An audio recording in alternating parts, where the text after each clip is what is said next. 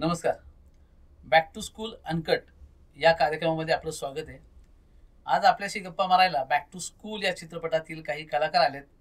त्यांची मी या ठिकाणी ओळख करून देतोय. सर्वप्रथम माझ्या उजव्या हाताला माझ्या उजव्या हाताला जे बसलेत ते संदीपजी साकोरे आहेत, जे अनेक वर्ष अँकरिंगमध्ये काम करतायत, ॲक्टिंगमध्ये काम करतायत आणि व्हॉइस ओव्हरमध्ये सुद्धा त्यांचं खूप चांगल्या पद्धतीचं काम आहे. असे संदीप साकोरे यांनी बॅक टू स्कूलमध्ये भूमिका केली आहे. त्यांचं मी स्वागत करतो. त्यांच्या उजव्या हाताला बसलेत ते ज्येष्ठ अभिनेते ज्यांना मी भाऊ म्हणतो, आमचे सुरेश भाऊ डोळस. ते सुरेश भाऊ डोळस या ठिकाणी आलेत. गेली 35 वर्षे कलाक्षेत्रामध्ये त्यांचं काम आहे. ते स्वतः चांगले लावणी रायटर आहेत, लेखक आहेत, गीतकार आहेत. त्यासोबत ते गाणंही खूप छान म्हणतात आणि त्यासोबतच अनेक वर्ष अनेक शॉर्ट फिल्म असतील, फिल्म असतील, या माध्यमातून ते ॲक्टिंग क्षेत्रामध्ये आहेत. असे सुरेश भाऊ डोळस, आपलंही मनपूर्वक स्वागत. मी सर्वप्रथम तुम्हाला दोघांना एक कॉमन प्रश्न आहे. पहिल्यांदा मी संदीपजींना विचारेल आणि मग मी भाऊंकडे येईल. संदीपजी, तुमचं या क्षेत्रामध्ये बरेच वर्ष योगदान आहेच आहे, पण मी बॅक टू स्कूलच्या माध्यमातून असं विचारेल तुम्हाला की तुमचं सिलेक्शन कसं झालं? खरं म्हणजे रामप्रहारच्या वेळेला सतीजी तुमचा पहिला सिनेमा होता आणि त्यावेळेला मला काम करायला मिळालं नाही. त्यामुळे मी हट्ट केला होता की मला तुमच्या सिनेमात काम करायचं आहे. पण नेमकं ऑडिशनच्या दिवशी माझं मुंबईला शूटिंग असल्यामुळे मला काही येता आलं नाही. आणि आपला तर वसूल आहे की जर आपण ऑडिशन दिलेली नसेल तर सिनेमात काम करता येत नाही. मग एक दिवशी मी घरी संध्याकाळी माझ्या अंदाजाने चतुर्थी गुरुवार असा काहीतरी उपवास होता आणि उपवास सोडत होता. तेवढ्यात फोन आला की तुम्हाला आपले काही कलाकार आहेत त्यांना ट्रेनिंग द्यायचं आहे आणि तुम्हाला काही सिच्युएशन सांगितली जाईल. आता नेहमीप्रमाणे लॉकडाऊन होतं, म्हणजे कॅमेरा ऑफ होऊन एका बाजूला मी खातोय, यांच्याशी बोलत असताना कानात बाजूला उपवास सोडायचा आणि बोलता बोलता त्या सिच्युएशनप्रमाणे मग ही सिच्युएशन असेल, असा डायलॉग असेल तर काय होईल असं त्यांनी सांगितलं.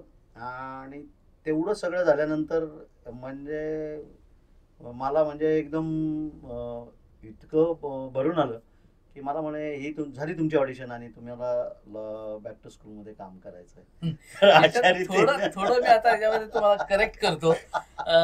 बॅक टू स्कूल चित्रपटाचं 4 दिवसाचं शूट झालं आणि त्यानंतर सेकंड लॉकडाऊन लागला कोरोनामधला. आणि त्या दरम्यान जी बाल कलाकार होती मंडळी, त्या सगळ्यांना, आणि अनेक कलाकार आपल्या चित्रपटामध्ये नवीन आहेत, तर त्यांना दररोज मी झूम मिटिंगच्या माध्यमातून ट्रेनिंग देत होतो. आणि त्या ट्रेनिंगमध्ये मी नवनवीन लोकांना बोलवायचो.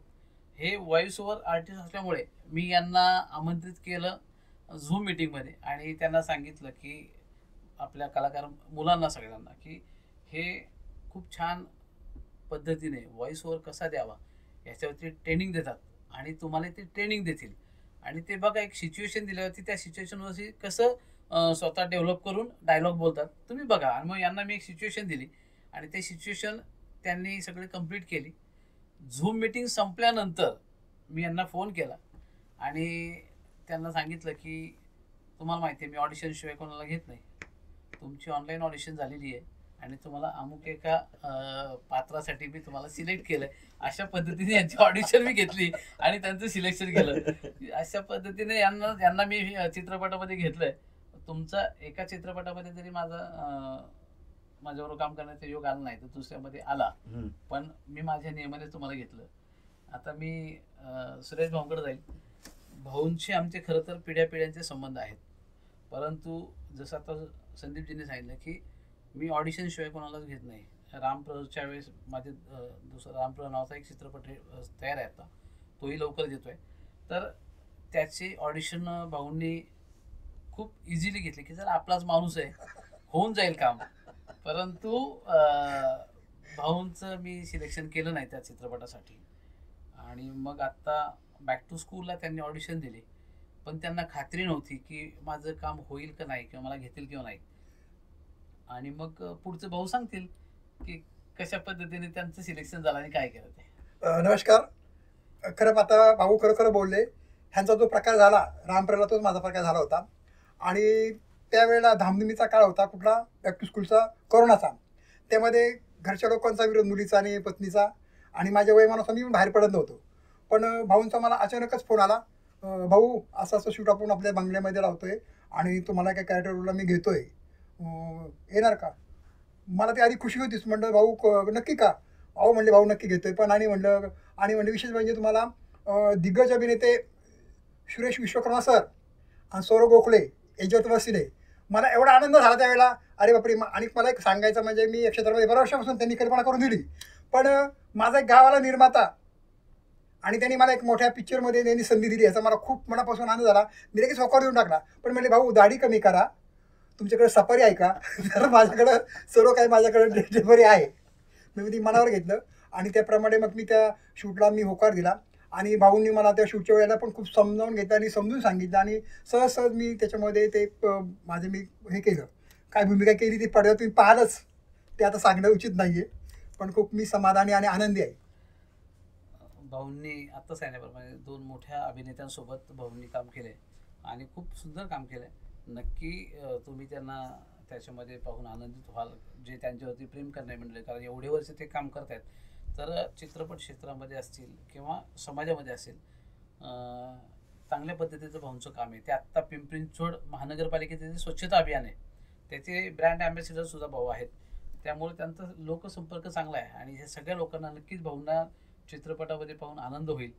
तर भाऊंनी आता सांगितलं की कशा पद्धतीने काम केलं. हे झालं आपल्या भूमिकाबद्दल, तुमच्या सिलेक्शनबद्दल. पण बऱ्याचदा असं असतं ना की आपण चित्रपटामध्ये काम करतो, लोक तुम्हाला पाहतात फ्रेमवरती, पण ते सुरू असताना आम्ही शूटिंगमध्ये बिझी असतो, तुमची पाठीमागं बरेचशा गोष्टी चालू असतात. तर मला तुमच्या पडद्यामागच्या ज्या काही गमती जमती बॅक टू स्कूलच्या सेटवरती केल्या असतील किंवा त्या संबंधी काय आठवणी असतील तर नक्की सांगा. संदीपजी पहिल्यांदा तुम्ही तुमची मला माहिती आहे. बॅक टू स्कूलमध्ये एक सीन होता आणि तो सीन काही सतीजींच्या मनासारखा होत नव्हता आणि मग त्यांनी ते करून दाखवलं. ॲक्च्युली माझी एक ॲक्शन होती त्याच्यामध्ये, ही याची बातमी कशी होऊ शकते. त्यामुळे सतीजी भेटले. तर माझी ॲक्शन अशी होती, एक फाईल होती माझ्यासमोर आणि ती फाईल मी फिरवायचो. हां, याची बातमी कशी होऊ शकते. त्यामुळे सतीजी भेटले की इकडून तिकडून आलं.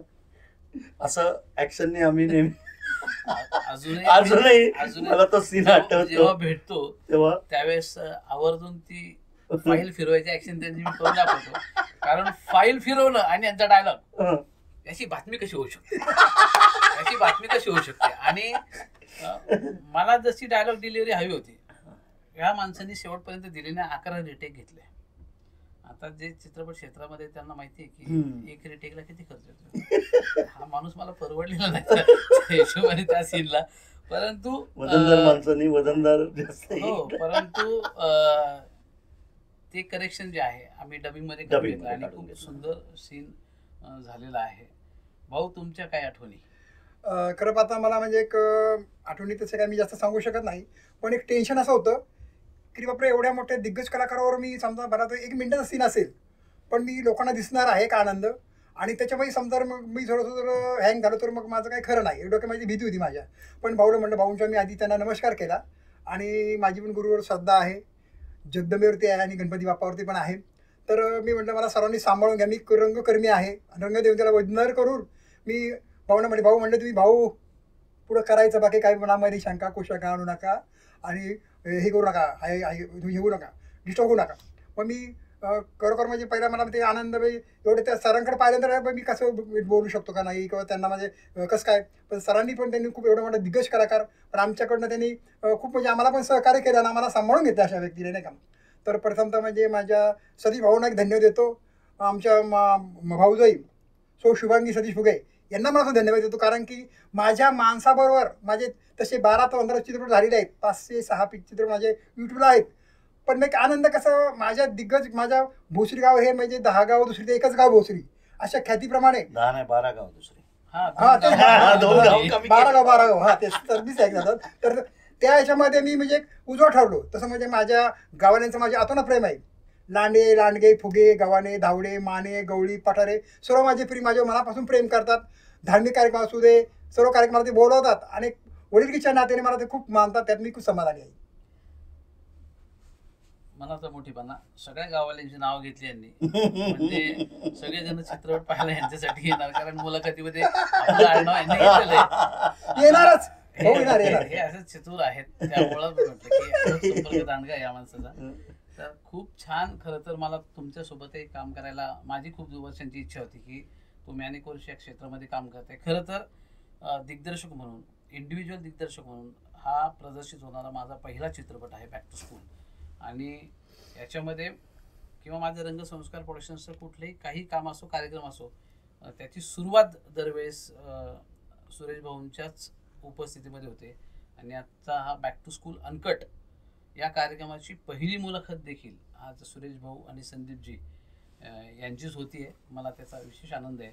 या निमित्ताने तुम्ही आपल्या प्रेक्षकांना पहिल्यांदा संदीपजी तुम्ही आणि नंतर भाऊ तुम्ही आपल्या प्रेक्षकांना काय आवाहन करा की बॅक टू स्कूल चित्रपटाच्या बद्दल आणि तो प्रदर्शित होतो त्याच्याबद्दल. प्रत्येक माणूस हा आयुष्यामध्ये शाळेत गेलेला असतो. त्याच्या शाळेच्या आठवणी असतात. त्याचं शाळेतलं एखादं प्रेम असतं आणि ह्या सगळ्या आठवणी पुन्हा ताज्या करण्यासाठी चित्रपटगृहामध्ये येऊन हा चित्रपट प्रेक्षकांनी नक्की पाहावा एवढं मी सांगेन. आणि तुमचे जे प्रयत्न आहेत त्यातला हा तुमचा पहिला चित्रपट हा सुपरहिट होईल एवढं नक्की मनापासून सांगतो. धन्यवाद. तुम्ही काय सांगाल? मी खरोखर सांगताना सांगेल मी 11वी पास झालोय जुनी 11वी.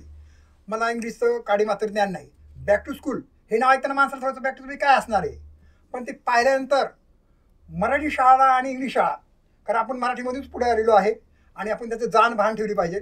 कारण की पहिल्यापासून म्हणजे त्या शाळेमध्ये घडलेल्या गमती जमती सर्व त्याच्यामध्ये दाखवलेल्या आहेत आणि त्याच्यामध्ये घेण्यासारखं बरंचसं आहे. त्यामुळे कसं एक म्हणजे ही म्हणजे शाळा ही प्रेरणा देणारी किंवा आपल्याला विदेश देणारी आहे पण ती इंग्लिशमध्ये नसताना मराठीतूनच आपण मराठी रंगसेवकांनी ते आपण त्याच्यामध्ये हे करतोय आपण ती जतन केली पाहिजे. आणि खरोखर म्हणजे त्यामध्ये खूपच म्हणजे नाविन्यपूर्ण म्हणजे संपूर्ण बोर न होणारा लहानापासून तो मोठ्यापर्यंत पाहणारा असा चित्रपट आहे. तो प्रेक्षक तुम्ही पाहाच. आणि याच्यामध्ये 150 ते 200 कलाकार त्यामध्ये असतील. सर्वांना खूप खूप चांगल्या प्रकारे सर्वांनीच काम केलेलं आहे. खूप खूप मस्त आणि मजा आहे त्याच्यामध्ये. धन्यवाद. धन्यवाद.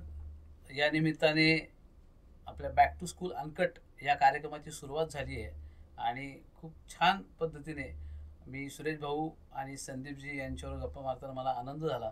आणि नक्कीच आपण हा चित्रपटगृहात जाऊन पाहावा. 28 नोव्हेंबर 2024 रोजी हा चित्रपट प्रदर्शित होतोय. पुन्हा एकदा संदीपजी आणि सुरेश भाऊ आपले खूप खूप आभार. धन्यवाद. धन्यवाद.